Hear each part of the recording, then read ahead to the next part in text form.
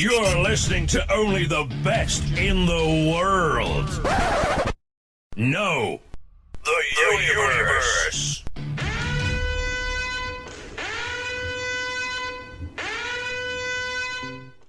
The following program is closed captioned for the thinking impaired.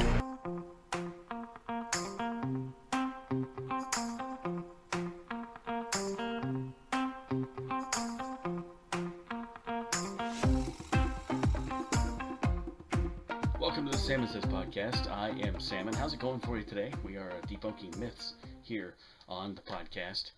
And today we're just going to talk about some common myths that really got misconstrued over the years. Some are science type myths, others are just about the human body, and some are just, hearsay things that have been passed down from generations. So we'll talk about those right now. All right. You're watching on YouTube, also listening on the Apple Podcast, the Google Podcast, and of course on a lot of people listen on Spotify. So appreciate you tuning in. Thanks a lot.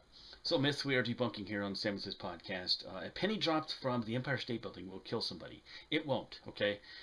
I've always thought this was interesting, but it says if you drop a penny from the Empire State Building, the fastest velocity, it'll get to 30 to 100 miles per hour. Okay, but it won't kill somebody. It could hurt them, but it won't kill somebody. So it's bad physics, and they tell you to just keep the money.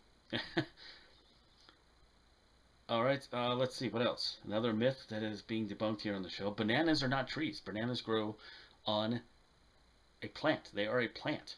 Banana plant, which can grow to 25 feet high, is actually the world's largest perennial herb. When you carefully inspect the banana plant, you'll notice that it doesn't have woody fibers. All right, it lacks strong stalks and leaves, it has strong stalks and leaves, but yet lacks a trunk and branches that would qualify it as a tree. Another related fact is that bananas are berries, since they don't produce mature seeds.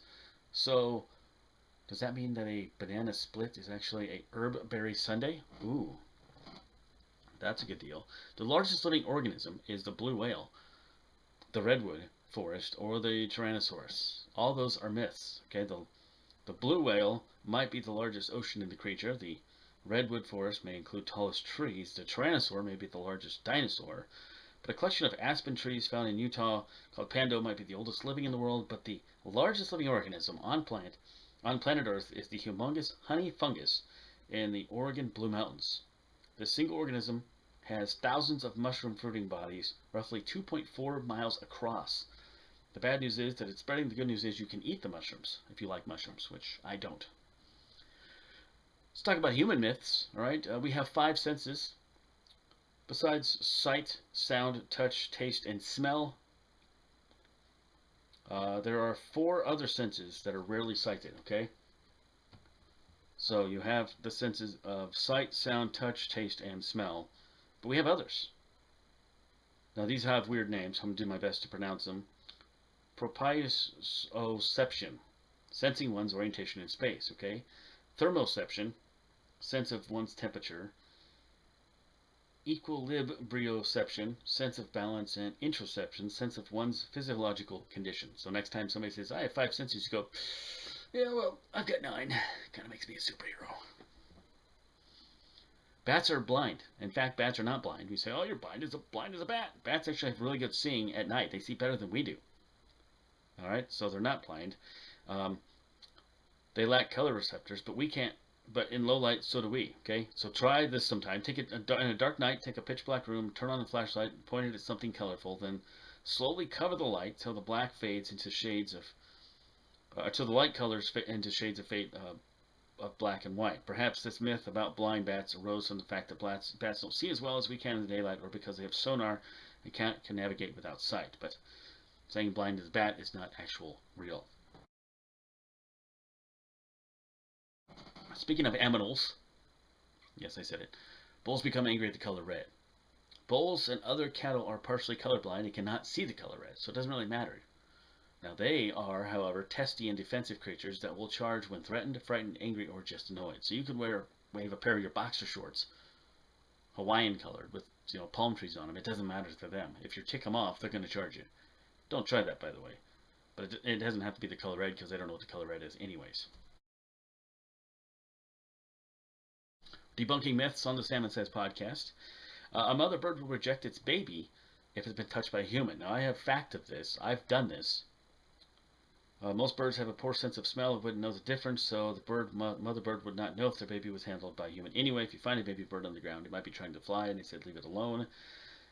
That's not wise to touch baby birds because the angry mama bird might fly down. Now, we have a floodlight by our back door that is a perfect place for a nest. I gotta give the birds credit. That is a great place. It's under the awning. It's away from the weather. But the problem is it's right by our back door. So we're in and out of that door all the time. Well, then they fly away every time we open the door. Well, the mama bird will come back. But we had some baby birds, and she had a bunch, and one of them must have fell out of the nest. One day I look out there, and this light is 10, 12 feet up in the air, maybe 15. It's a ways up there. And so I grab a ladder, and I grab the baby bird, and I think I put a glove on. Picked him up, little guy, he's disoriented, and I would be too if I was that small and fell that far. And I put him back up there in the nest, and I was like, okay, well, maybe she'll love him, maybe she won't. But she did, and he grew up, and he flew away like the other birds, so I'm not going to say I saved his life, but maybe I did. And then he pooped in my car. I can't prove that last part.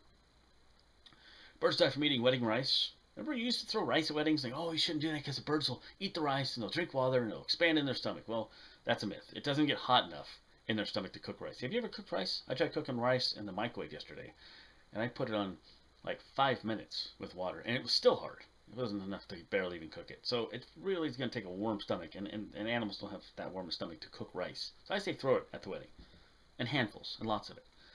And the birds will like it. And imagine birds sitting at a wedding goes, all right, a wedding, woo. What's this bubble crap? Where's the rice, humans? Then they poop in your car.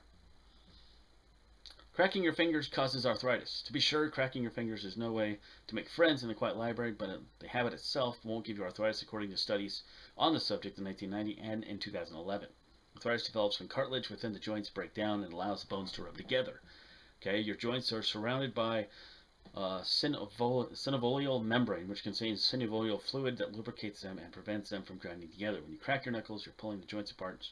The stretch causes an air bubble to form in fluid, which eventually pops, creating a familiar sound. So, when you're a kid, it's cool to your friends, but otherwise it's not. Going out with wet hair gets you sick. That's a debunk. Remember that when you lived in the Midwest or somewhere where it snows. The myth is dangerously logical. You've just scrubbed yourself clean, you walk outside, but it turns out, though, that leaving the house just after a shower isn't going to make you sick, unless you're already sick, that is, okay? 2005, researchers tested the hypothesis that chilling your body increases your chance of being infected by common cold. They said, no, it doesn't, unless you already have the virus in your body somewhere. Then it could. All right, so there you go.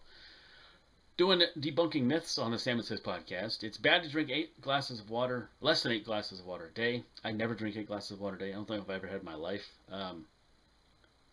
And according to the Centers for Disease Control and Prevention, this is kind of stuff they do. Healthy person can meet their daily water needs by doing 2 separate things. 1, drinking water when you're thirsty, and drinking water with meals. And that should be all the water you need. It depends on the person, I guess, right? All right. Milk will help make bones strong. That's not really true. The U.S. Department of Agriculture tells us that adults should drink 3 cups of milk a day. However, multiple studies show that there is an association between drinking milk or using supplements and having fewer bone fractures. So that one's interesting, right? What about the 5-second rule? 5-second rule isn't a real thing. Bacteria can contaminate food within milliseconds. Myth-busting tests show that moist foods attract more bacteria than dry foods, but there is no safe duration. There's no 3-second rule either. Instead, safety depends on how clean the surface you drop the food is. So I say throw it away. It's gross. And finally, the last one we're doing happens around Thanksgiving, and it's about turkey, and turkey making you tired. Tryptophan, well, I think chicken has tryptophan. Turns out that the turkey doesn't make you tired. The tryptophan might make you tired, but there's actually more tryptophan in cheddar cheese than there is in turkey. Yet cheddar is never pointed out as a sleeping-inducing food. Interesting? Yeah. So it says that the carbs, the general size of the turkey and the feast and all those things you're eating are making you tired at the holidays more than just the tryptophan in the turkey. So if you have macaroni and cheese, maybe that could do it. I don't know. We have debunked myths here on the Salmon Says podcast. You learn things every once in a while. Hey, if you'd like to get one of the Salmon Says podcast hats like this, or just a patch, let me know. All right, patches are very, very reasonable hats. Great price as well. I'm barely making any money on these things. I've got the mesh hats. I've got wool. I've got fitted. This one here is like a nylon, I believe. And lots of different types of hats. We can do beanies, stocking caps as well, or just, like I said, send you the patch you can put on your backpack or whatever, apron, whatever you want to do. Let me know.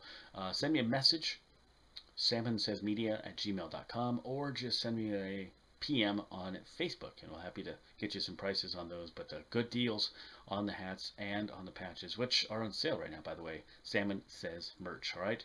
This has been the Salmon Says podcast, copyright 2022. Salmon Says Media. See you later.